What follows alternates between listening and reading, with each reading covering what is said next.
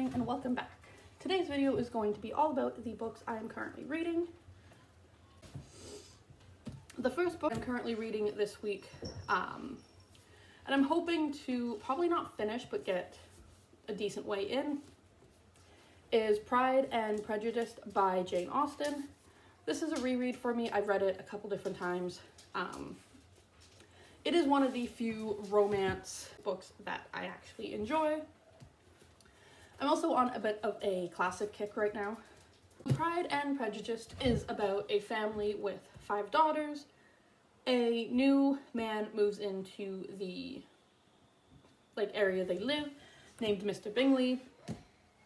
He introduces his friend Mr. Darcy to everybody at a party, and kind of, romance and drama ensues. There's really not much I can say about the book. One, because I genuinely forget how it actually goes, because it's been a couple years since I've reread it. And 2, because it's romance, I feel like I'm going to spoil it if I give anything away. But I will say, if you like the romance, if you like kind of contemporary, pick this book up, give it a read. The language is a little bit hard to get through sometimes because it is wrote 1813 was kind of when it was first published. So sometimes the language is a little bit hard to get through. I'm only on page 12. But I do recommend this for anybody who likes a genuine good romance story. The next book I'm currently reading, which will probably take me months to get through, is The House of Leaves by Mark Danielewicz. Can't pronounce his last name. I have started this one multiple times and never finished it. It is a big, chunky book. It also has some really funky formatting in it, on purpose. So it makes it a little bit hard to get through. But I hear absolute wonderful things about this book. I hear that it is a very good ghost story, I think is what it's supposed to be. Again, I haven't finished it, so I'm not 100% sure what it ends up being. And even now, I've read the introduction and 4 pages, 2 pages of the actual story. So this one I picked up, and again, I figure it'll take me months to get through just because of the type of story it is, and it's big, heavy, so I kind of have to read it at the kitchen table to be able to kind of hold it comfortably. So it's not my favorite spot to read a book. But I figure if I can get through a solid chunk of it each month, I should be good. This one I might actually do, same with Pride and Prejudice, actually. I'm thinking of maybe doing a reading vlog to kind of get through the books a little bit, and I love watching reading vlogs, so I kind of want to try to film one. I don't know how well it'll work with my 2 little ones though, so it might just be more of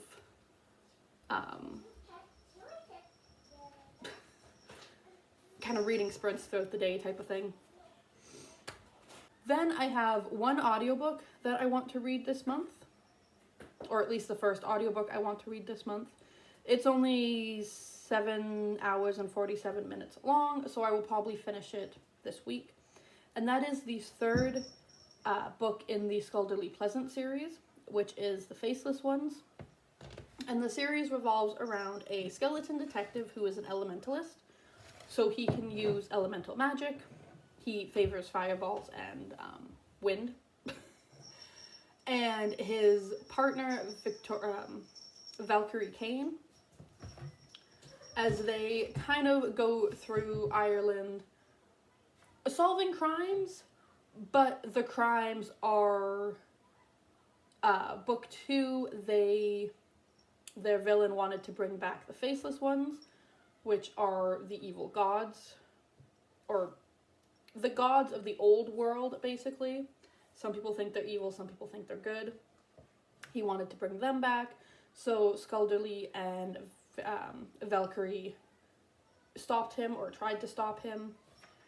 Book 1, they have to find out who murdered her uncle. And these aren't huge spoilers or spoilers at all, because that is literally the plot of the book. Book 3, they're dealing with the faceless ones, which are the gods, I believe. It is a reread for me for up to the first, I think, like 7 books. I just thought it would be cool to do the audio versions of them this time.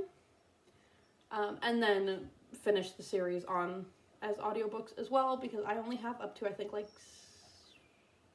8 or 9 book. The 8th or the 9th book, and I think there's like 12 or 13 in the series. So I'm excited to be going through them on the audio version. So far, I'm having a great time listening to them. I have listened to the first one and the second one, and the narrator is awesome. He does great voices. He really brings out the funny moments. He really brings out the like more serious, disastrous moments. And it's been a great, great read. So I'm going to be starting the 3rd book in that series today. I just finished the 2nd one this morning while I was making my coffee and stuff. So I'm going to be working through the 3rd one this week, and then probably the 4th one when I finish it. And then ebook wise, I have an ebook that is called The Ambitious Writer's Guide to Editing and Proofreading. One obviously is all about editing and proofreading your manuscripts. I'm not quite sure how that one, how much detail that ebook goes into the actual editing or proofreading kind of phase and like tasks when it comes to novel writing, because I have just for those of you who don't know, I am an indie author who writes and publishes dark fantasy adventure series and paranormal books. I focus heavily on vampires and kind of werewolves in my paranormal, and I have my dark fantasy adventure series in Draco and Luna. The first book's published. I'll leave it linked down below. The second book should be coming out this year as well. I also have a short story collection that features vampires coming out this year. So within being an indie author, that means that I do pretty much everything myself. My husband helps. He is a big help with creating the books and everything, but we do everything ourselves, from writing, drafting, editing, marketing, finding covers, all of that. We do hire some of that out. I do hire an editor, I do hire a cover designer, but we have to find them, we have to do all of that ourselves. Because of that, I like to try to read a writing craft book, not necessarily every month, but at least every couple of months, to learn a new technique, to see how other authors do it, type of thing. And right now I'm focused more on learning how to proofread and edit better. I am a freelance editor. I'll leave my Fiverr account down below as well. I do developmental edits, I do manuscript and chapter critiques and outline critiques. I will edit a novel pretty much of any length. I will edit short stories. I also do line edits.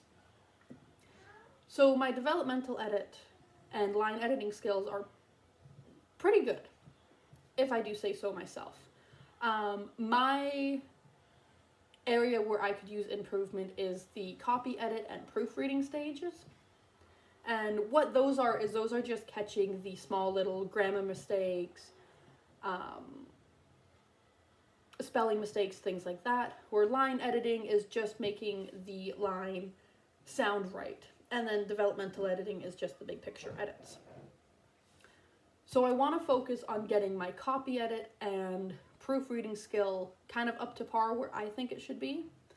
One, because as an indie author, that will make it cheaper for us when we do send it out to beta readers, editors, proofreaders, kind of whoever we hire, because they will have less work to do. And also because then my skills get better and I can continue to make my books better and better.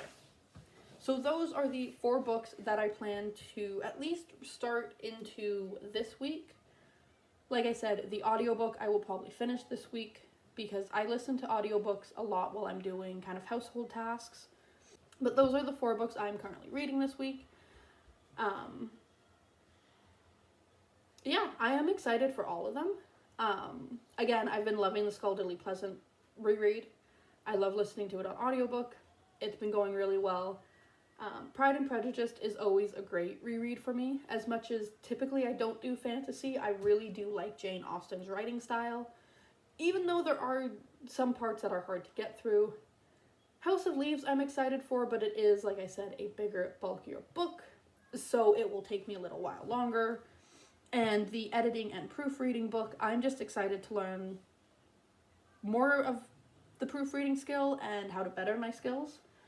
The 4 books I want to read this week, and we will see how I do with that.